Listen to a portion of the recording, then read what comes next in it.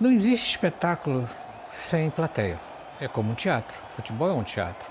O céu aberto, o jogador sente a torcida lá em cima, sente falta da torcida, como a torcida sente falta do jogador. Eu ia para o Maracanã para ver a torcida do Flamengo. E eu não via o jogo. Eu ficava na cadeira, no meio do campo, olhando, apaixonado pela torcida. Era eu olhando para a torcida e vibrando com a torcida, cantando as mesmas músicas. Tem o Clube do Flamengo, que é a minha casa, que é a minha primeira casa, o Clube do Flamengo, e o Maracanã, para mim, é a minha segunda casa.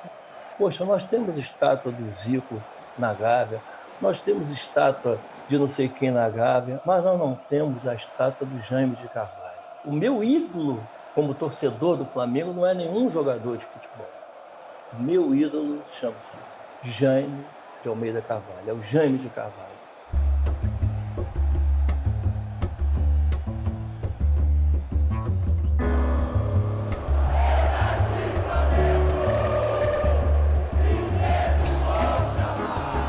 A partir do final dos anos 60, eu me mudei para o Maracanã. A gente diz que o Flamengo a camisa do Flamengo é a segunda pele. Quem frequenta o Maracanã como a gente frequentou, diz que o Maracanã é a segunda casa. Porque tem jogo domingo, quarta, domingo, sábado. A gente tinha semana que a gente tinha 4 jogos às vezes. Você não saía do Maracanã. Meus amigos quase todos são de lá. O meu início de futebol, né, era Maracanã e Conselheiro Galvão, porque eu morava em Madureira. Isso foi na década de 60, quando a gente fazia pipa. Eu e meu irmão fazíamos pipa a semana inteira, a gente ficava fazendo pipa, comprava o bambu, pegava o bambu na casa dos nossos avós, em Cavalcante, carregava até Madureira, e aí fazia as varetas, afinava e tal, fazia armação, botava o papel fino, vendendo a semana inteira a pipa para saber se a gente conseguia ir aos jogos no final de semana, porque a nossa família passava por momentos hiper difíceis naquela época, né? E aí a gente tinha que fazer dessa forma. Meu avô, por parte de mãe, vovô Gomes, ele sempre me presenteava com coisa do Flamengo, com produtos do Flamengo, com alguma coisa do Flamengo, porque ele teve um neto mais velho, meu primo mais velho do que eu, que acabou torcendo para um outro time. E no meu aniversário de 10 anos, ele me presenteou com um cartãozinho. Aí eu achei que fosse um cartãozinho de feliz aniversário e tal. Abri todo, borocochô, assim, pô. Quando eu abri, eram 2 ingressos para mim e pro meu pai. E ele já tinha 2 ingressos para ele e para a esposa dele irem ao jogo me levar, me batizar no Maracanã, né? E aí eu fui pro Maracanã. Eu lembro até hoje, a gente foi um dos primeiros a chegar. Chegamos 11 horas da manhã. O jogo era 4 horas da tarde. Meu lugar, meu nome é Maria Borges Souza, eu sou conhecida como Zica, todo mundo sabe, né? E meu primeiro jogo que eu fui ao Maracanã, eu tinha apenas 7 anos. Eu me lembro que saí de Olaria, fugi de casa, né? E fui a pé, consegui chegar no Maracanã, o jogo era de tarde. Eu me lembro que o jogo era Flamengo e Vasco. Só que quando eu cheguei lá no Maracanã, consegui chegar no Maracanã, o jogo já tinha acabado, porque eu era uma criança, né? Então, estava vendo todo mundo descendo e eu subindo. Eu conheço várias pessoas e muitas pessoas que vinham para o Maracanã, ficavam do lado de lá para ver as torcidas do lado de cá. A torcida do Flamengo. A torcida do Flamengo, e eu fui um privilegiado de ver a raça rubro-negra no início, que era a maior torcida do Brasil, que era um espetáculo à parte. Essa relação torcida-jogador é primordial. Olha, o meu irmão e eu ficamos discutindo quem deu o nome, mas eu tenho quase a certeza que foi o meu irmão, meu falecido irmão, sabe? Porque eu tenho um outro nome na minha cabeça que não bate com esse, então eu acho que esse nome Raça deve ter sido dele mesmo, deve ter sido ele. São quase 50 anos, né? 40 e tantos anos, o HD já tá velho, né, amigo? Que isso? Eu nunca fiz parte de torcida organizada, mas eu sempre acompanhei as torcidas organizadas, assim, sempre vi as festas das torcidas organizadas e sempre apoiei. Era uma coisa mágica, era uma coisa que você ficava assim, bobo. Como é que as pessoas se organizaram para fazer uma festa, assim, era uma festa na arquibancada, né? Era uma coisa assim, surreal. Você tá geral vendo a arquibancada, poxa, era a coisa mais linda, você lá embaixo vendo aquela emoção lá em cima da arquibancada. lá em cima todo mundo se abraçando, todo mundo comemorando, o pessoal levava rula de papel higiênico. O papel higiênico começou comigo na Flamor, tá? Em 74, acho, por aí, 73, 74. Eu fui ao banheiro e quando eu fui no banheiro do Maracanã, eu vi aqueles rolões de papel higiênico assim, fiquei assim, olhando, pô, isso aí parece uma serpentina grande, gigante, cara. É uma coisa muito linda, o papel higiênico que jogavam de lá de cima, aí aquilo ali descia, era serpentina. Chamei alguns companheiros lá, né, na época da Flamor, e pedimos emprestado, né, sorrateiramente ao Maracanã, os que nós achamos. E eu me lembro, foram 6 só. E quando aconteceu isso, o Flamengo entrou, nós jogamos, e aquilo deu um efeito assim tão bonito, sabe? Tão legal, que já nos próximos jogos nós começamos a comprar papel higiênico mesmo, rolo de papel higiênico. Ninguém no mundo assistia jogo em pé. Começou no Maracanã em 77 com a raça rubro-negra. Isso eu posso dizer porque eu conheço o mundo inteiro. Ninguém assistia no Maracanã, ninguém ia para os estádios com aquelas bandeiras grandes. Começou no Brasil, no Maracanã. Lá fora, eram aquelas bandeirinhas pequenininhas que eles ficavam balançando. Não existia. Hoje, todos os estádios do mundo têm bandeira grande. Todos os estádios do mundo assistem jogos em pé. E esse jogo de 78, o jogo do Rondinelli, né, que foi o começo do tricampeonato, inclusive, esse jogo nós compramos toda a produção de uma fábrica de papel que tinha na descida da Grajaú Jacarepaguá, lá em Jacarepaguá, na estrada do Pau-Ferro. E aí nós compramos toda a produção e eram 2 carretas imensas, mas uma carreta, não é caminhãozinho não, é carreta. E eu falei, olha, vocês têm que entregar isso na sexta-feira, porque a gente tem que entrar com isso sexta-feira à noite, porque depois o papel higiênico era proibido, a gente tinha que entrar com isso escondido. Hoje, infelizmente, a gente não pode mais fazer isso. Tem gente que tá, de vez em quando, uns jogos aí, deve aparecer umas serpentinas, umas coisas e tudo, mas não deixa mais entrar, não deixa mais a gente fazer aquela festa. Um segundo espetáculo da vida, além do futebol, era a entrada das torcidas dentro do Maracanã. Elas entravam todas juntas, do meio de campo, com mais de 100 bandeiras e ficavam em cada um na sua facção. Eram coisas mais bonitas do mundo. Já tinha um lugar cativo, tinha um lugar da raça, charanga, dragões, raça, jovem, cada um botava assim a bandeira na arquibancada e só sentava ali quem era o componente. Eu ficava contando quantas bandeiras tinha na torcida do Flamengo e contava quantas bandeiras tinha o rival.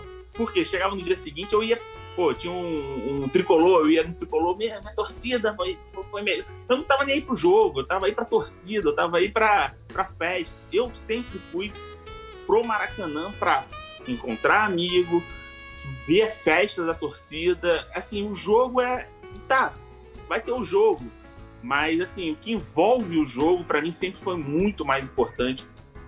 A chegada do trem para entrar no Maracanã, isso é a coisa mais fantástica do mundo. 1 milhão de pessoas, entre aspas, chegando no trem para subir naquela rampa para entrar no Maracanã. Pessoas que não tinham dinheiro, descalço, sem camisa, sem nada. Todo mundo chegava meio-dia no Maracanã para ver a malta chegar. Sou Flamengo mesmo, de corpo e alma. Como diz, a vez até disse que eu sou fanática, não vou dizer que não sou. Então eu fico naquela ansiedade, eu já fico torcendo. Se eu pudesse, já levantava de manhã, já ia. Mas eu tenho uma casa para cuidar, tem netinho, tem minha filha. Aí quando vai dando 11 horas, meio-dia, eu digo, meu melhor, tô indo, hein? É isso? Como é que já vai? O jogo do Flamengo é 5 horas, mas eu tô indo. Tchau, fui. Aquele trem, para mim, era uma das coisas mais lindas do mundo. Até porque eu vim muitas vezes de trem, né? De Madureira, né? E o orgulho de você atravessar, porque o trem é uma cobra que cruza e vai cortando a cidade, né? E eu e meu irmão, cada um, juntamos dinheiro para comprar murim, vermelho e preto, e minha mãe costurou para a gente, cada um ia de um lado, nas janelas, né?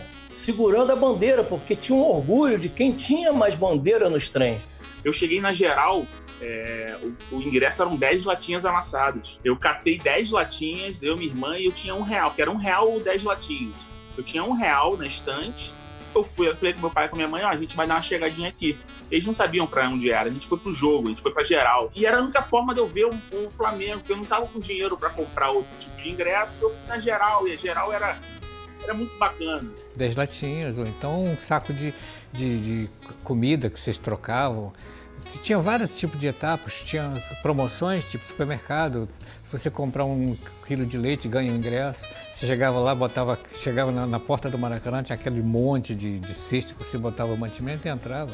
Era um negócio assim fantástico. Quem viu, viu. Quem não viu, não vai ver mais, infelizmente.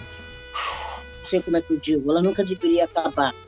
Porque a geral era uma coisa que só a gente que frequentamos a geral, como eu, o Índio, o Valderrama e muitos outros, né? Sabia como era a geral. A gente chegava eu era uma das primeiras a chegar na geral. Era uma coisa, era uma família. Já eu fazia a verdade, a gente ia até com galeto na geral. Entrei com galeto, sentei ali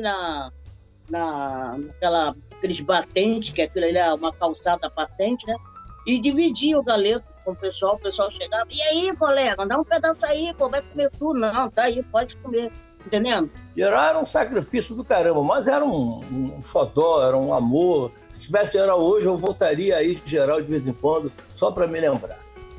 A geral faz falta, assim, faz falta de você ver aquelas figuraças ali, faz falta de você ver uma massa que hoje em dia está fora do Maracanã, infelizmente. Foi privada de ver o seu amor, né? Era muito diferente. O pessoal era amigo, se chovia, se um tivesse um guarda-vestido, se não tivesse com guarda-chuva, todo mundo para debaixo daquele guarda-chuva pequenininho, e esse acomodava, assistia o jogo. Era uma amizade que não tem preço. Toda vez que o Flamengo entra em campo, a pretensão é ganhar. Temos que vencer, vencer, vencer. É o nosso hino. E a torcida cantando, pulsando, fazendo aquela energia para dentro do campo, transforma a partida. O Flamengo não é a maior torcida do município, não é a maior torcida do estado, não é a maior torcida do Brasil. O Flamengo é a maior torcida do mundo. Do mundo. Então você imagina o que é você ter essa potência de gritos, sabe, de incentivo em cima de você. E essa energia, né? É uma energia muito grande, muito forte. Quem disser para mim que não tremeu entrando no Maracanã, eu vou dizer assim, você é mentiroso, então é insensível. Quando eles entravam no Maracanã para jogar, quando eles olhavam para cima, eles tremiam. Porque a pressão psicológica, a pressão daquele povo que estava lá em cima, aquela força positiva ou negativa, às vezes era negativa, porque o time adversário era negativo, para o meu era positivo. Tinha jogador que não conseguia, com 5 minutos, 10 minutos entrava no jogo, mas no início, pergunta o Zico, ele vai te falar isso, pergunta o Pelé, que é o maior jogador de todos os tempos, quando ele entrava no Maracanã, era diferente quando ele entrava em São Paulo, no Pacaembu, na Vila Belmiro. Ele dizia mesmo, Maracanã é minha casa, infelizmente eu nasci errado. Nasci no lugar errado, eu estou jogando no lugar errado. Ele tinha que jogar no Vasco, ele era vascaíno. Para você entender, teve um jogo do Flamengo e São Paulo, na época do Zico, e o Marinho Bruxa, aquele lateral esquerdo que foi do Botafogo, foi da seleção brasileira, estava no São Paulo. Eles vieram para jogar contra o Flamengo aqui no domingo. E aí, não, vamos arrebentar, nós vamos arrebentar. Ele, rapaz, jogar lá no Maracanã é fogo, jogar no Maracanã. Isso saiu dos jornais depois. E o São Paulo meteu 1-0 no primeiro tempo, 2-0 no primeiro tempo. Aí, ao descer, isso o Marinho conta isso. O Marinho contava, né, que ele faleceu. Ele contou isso. Que ao descer, o jogador tá vendo, Marinho, que Zico, caramba, que torcida é o quê, rapaz? Pô, meu irmão, nós vamos atacar pro lado deles agora, você não sabe, é um inferno. É um inferno. Veio o segundo tempo, o Flamengo meteu 1, Flamengo meteu 2, meteu a virada 3-2 e vencemos o jogo. E a torcida arrasta, o caldeirão mesmo, aquele negócio de parece que a pessoa vai ser agarrada, vai ser, sabe, abduzida não, vai ser destroçada do estádio. Então o jogador tem medo disso. Então essa é a torcida do Flamengo, essa é a torcida que realmente faz a diferença. Teve jogos que a torcida foi fundamental para poder dar aquele gás a mais, aquela corridinha a mais, aquela perna que faltou, a torcida estava lá. Flamengo e Cruzeiro na Copa do Brasil. O Flamengo tinha que vencer o Cruzeiro. O Cruzeiro era líder disparado do campeonato. Era óbvio que o Cruzeiro ia massacrar o Flamengo. Estava na cara, porque é um timaço do Cruzeiro. E o Flamengo tinha o seu jogador na arquibancada. E foi assim, aquele jogo que a gente entrou, a torcida não parou de cantar 1 minuto. Quando o Flamengo fez o gol, acabou. Ninguém queria ir embora também. Esse jogo eu falei, cara, pra mim eu sento aqui, eu vivo aqui, acabou. Eu vou montar uma barraquinha na arquibancada e tô bem. Ah, você não tem noção. É uma sensação maravilhosa, cara. Você vê aqueles times entrando de mão dada, aquelas crianças pequenininhas, tudo com a camisinha do Flamengo. Agora não, agora eles usam camisa vermelha, não é mais a camisa do Flamengo. É do Flamengo, mas é vermelha. Então, aí quando eles entram, a saúde da torcida, aí, pô, é uma emoção, um coração que tu me dá. O meu eu consigo controlar, mas tem nego ali que olha, ele se duvidar, o coração sai pela boca. Hoje você está tudo bonitinho, controlado por computador, tem 70 mil pessoas pagantes, 75 mil pessoas presentes, as que entram de graça. Naquela época era 150 mil pagantes e 25 mil de graça, porque não tinha controle. Não tinha controle. O jogo no Maracanã era 200 mil pessoas, oficialmente era 150, 170 mil, mas no fundo era 210 mil pessoas. Você não entrava, a galera, chegava tarde, ficava lá em cima, então não via, eram três pessoas coladas no outro naquela arquibancada horrorosa, mas que funcional, que todo mundo adorava, entendeu? Quando eu cheguei no Maracanã em 2009, a quantidade de gente do lado de fora, eu falei, meu Deus do céu, eu pensei que eu fosse ser o primeiro a chegar no Maracanã.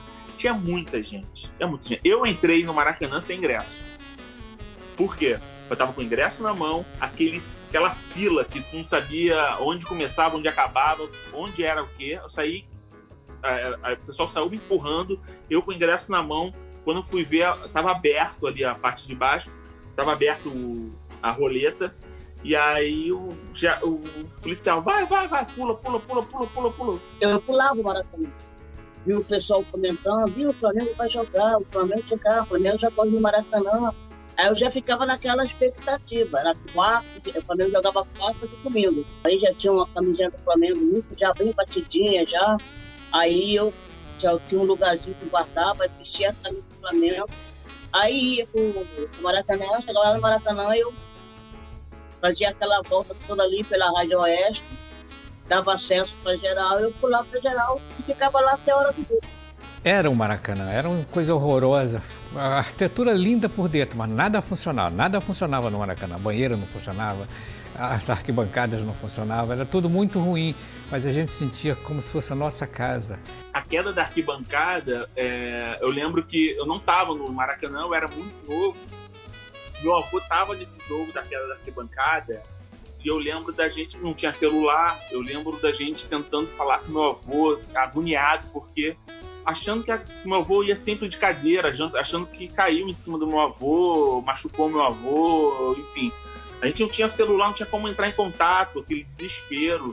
E nesse jogo, você via, hoje em dia, se você pegar o vídeo do jogo, tu olha, tu fala assim, cara, não tem como ter torcedores daquele jeito que tá ali, vai dar problema. E deu problema. Quando nós ganhamos o Mundial em Tóquio, eu achei que no ano seguinte estaria de lá de novo, porque eu tinha o melhor jogador do mundo, o melhor time do mundo. Na Libertadores, nós fomos jogar no Uruguai, o Zico estava machucado, nós perdemos de 1-0, massacramos ele lá dentro. Aí fui ganhar deles de 9-0 lá no Rio. Aí viajamos para a Argentina, metemos 3-0 no River Plate dentro da casa deles, com a base da seleção argentina. Chegamos no Brasil, ganhamos do River Plate 4-2, e fomos jogar com o Peñarol. Todo mundo, tipo Flamengo e Santo André, achando que já estava ganhando, perdemos o jogo de 1-0. Com passagem praticamente comprada para o Japão para daqui a 3 semanas, porque a gente ia pegar o Pogobelô de novo, ia ganhar e ia ser o bicampeonato mundial. Foi uma das maiores decepções da minha vida. Eu saí do Maracanã, eu morava em Copacabana, e saí a pé do Maracanã, chorando, fui a pé até em casa, só falando, por que isso? Por que, meu Deus? Por que, meu Deus? Por que, meu Deus? Aí cheguei em casa às 5, 6 horas da manhã, sentei na praia. Pô, não entendia, foi uma das maiores dores no Maracanã. Teve um jogo que o Flamengo não ganhou, quer dizer, o Flamengo ganhou, mas não se classificou, que foi em 2007, na Libertadores, Flamengo e Defensor, do Uruguai. O Flamengo tinha que ganhar, tinha que ganhar de 3 gols, não ganhou, fez 2-0 e tal, e foi eliminado. A primeira coisa que você fala assim, pô, o Flamengo eliminado no Maracanã, na Libertadores teve protesto, não. A torcida cantou o hino, bateu palma, saiu de cabeça erguida. Isso assim, quem estava no Maracanã viveu uma experiência assim uma experiência de não classificação, mas de orgulho, assim. O Flamengo jogou muito, não levamos a classificação, mas batemos palma, a torcida bateu palma para ela, pro time que jogou, mas para ela que fez o papel dela, que foi cantar e incentivar. Um jogo que o Maracanã ele não tem só coisas de alegria, tem coisas de tristeza também quando você perde, né? E uma das maiores humilhações que eu tive na minha vida, eu não estou dizendo do Maracanã, não, na minha vida, talvez essa tenha sido da minha vida, não Maracanã, mas na minha vida, de um todo, uma das maiores foi aquele 6-0 do Botafogo em 72. E eu estava na geral, tomamos 1, 2, 3, 4, 5, eu me lembro, jogava o Ferretti, um cara de 2 metros, um cara, perna de pau do Botafogo, jogava ainda. E quando deu o quinto, eu saí do Maracanã, eu morava no Engenho de Dentro, na rua Borja Reis, e não conseguia pegar ônibus, não tinha condição, porque eu chorava muito, chorava alucinadamente, de vergonha, de humilhação. E eu fui para casa a pé, do Maracanã para o Engenho de Dentro a pé, sabe? E alegrias foram 6-0 do Maracanã, 6-0 contra o Botafogo. Foi um mês, 35 dias fantástico. O Flamengo, igual no 2019, o Flamengo ganhou tudo. E um jogo, Flamengo e Vasco, logo depois do 6-0, no mesmo campeonato. Flamengo e Vasco, eram 3 partidas de decisão do campeonato. O Flamengo perdeu as 2 e ganhou a terceira. Se perde a terceira, a gente ia viajar para Tóquio no dia seguinte. Se perde aquele jogo, o sabor do Campeonato Mundial não teria essa mesma força, porque a torcida do Vasco, naquela época, o título regional era muito mais importante que o título brasileiro, o título nacional. Então a torcida do Vasco ia carimbar nossa faixa de campeão mundial. E foi feita uma enquete naquele ano para saber qual foi a maior alegria que o torcedor do Flamengo tinha tido em 81 e venceu 6-0. Vamos falar de 2009, do nosso hexacampeonato. Todo mundo sabia que o Flamengo ia ser campeão. Era óbvio que o Flamengo ia ser campeão. Foi uma semana eu chorando, eu chorava, porque eu lembrava do meu avô. Meu avô tinha falecido e eu queria estar vivendo aquele momento com meu avô, que foi quem me levou para o Maracanã, foi quem me fez rubro-negro, foi quem gerou toda essa loucura que eu tenho pelo Flamengo e não estava comigo. E até hoje, assim, quando eu falo do Flamengo, tudo que eu faço com o Flamengo, seja viagem, seja ir pro jogo, a coisa mais simples, comprar uma camisa, sempre vem meu avô na minha cabeça. Tem muita recordação, tem um gol do Pet, entendeu? Pô, a gente já tava sentado do lado do vascaíno. Aí, não tem nada de negócio de vice, não. 2-1 é nosso. Eu falei, meu filho, tudo bem. E do meu lado, foi muito engraçado, porque do meu lado tinha um senhor de idade. Ele podia ter o quê? Uns 80 por aí. Tremia mais do que vara verde. Eu com um senhor de idade do meu lado, um senhor de idade com a camisa do Flamengo do meu lado, e um vascaíno do meu lado me perturbando. Aí quando o Pet bateu a falta, aquela doeu lá, aonde, como diz o futebol, onde a coruja dorme, cadê o vascaíno que estava do meu lado? Eu ia falar para ele, e agora? Que eu virei, cadê ele? Se mandou. Quando eu olho pro meu lado, cadê o velho? O velho estava caído, estirado no chão, ele estava na ponta, ele desmaiou. Eu acabo inventando superstição, assim.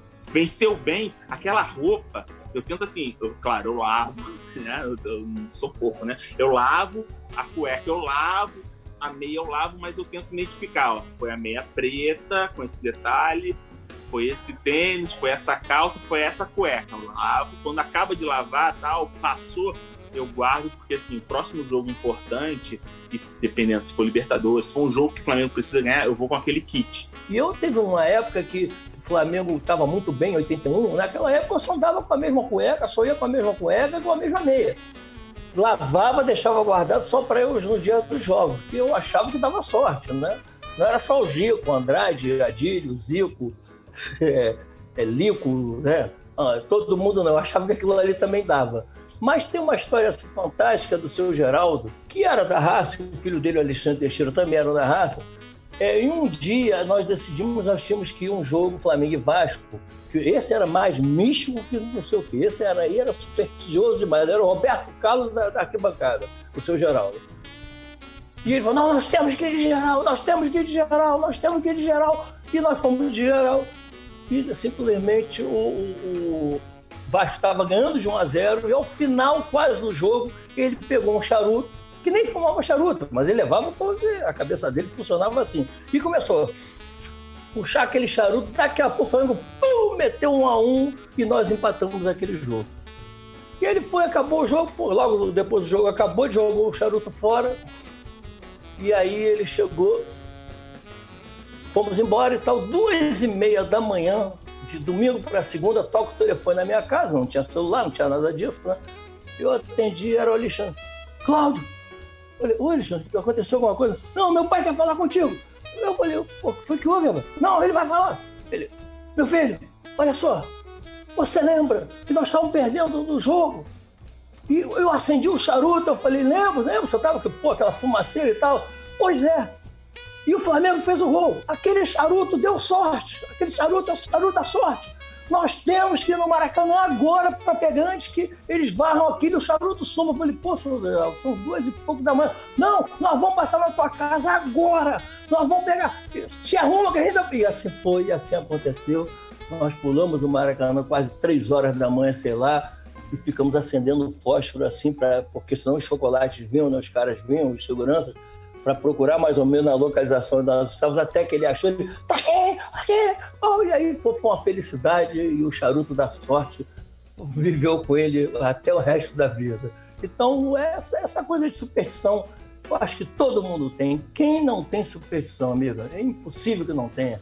É mentiroso aqui, não, não sou supersticioso, não é supersticioso, cacete. Ainda mais em futebol, que move com a tua paixão, né? Eu escolhi o Flamengo, escolhi isso para mim, primeiro divertimento pessoal. As pessoas às vezes confundem o lado pessoal do lado do torcedor, não tem isso. O lado pessoal continua, todo mundo tem família, todo mundo tem trabalho, tem isso. Agora o lado do torcedor, para mim o Flamengo é vida e eu vivo em função dessa vida. O meu marido, eu conheci ele no Maracanã, amor de Maracanã, tô com ele até hoje. Nós se conhecemos quando o Flamengo foi campeão do mundo. E são essas emoções que a gente passa. Eu passei no Maracanã e muita gente passou. Ganhando, perdendo, derrota, sol, chuva, frio. Eu tô no Maracanã. Maracanã sem Flamengo não é nada. O Flamengo sem o Maracanã sente falta.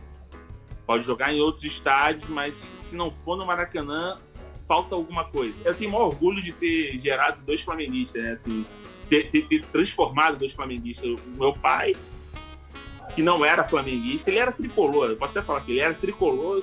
Meu pai é Flamengo hoje. E minha filha, que nasceu e não teve para onde correr, virou Flamengo. Você é um jogo de domingo no Maracanã, é como se você estivesse fazendo um almoço de domingo com a família. É bom demais, é fantástico. O Maracanã é único, é emblemático, é único. Não tem como. Não tem outro estádio no mundo que tenha essa beleza, essa aura, essa coisa. Não tem. O Maracanã é uma coisa fantástica.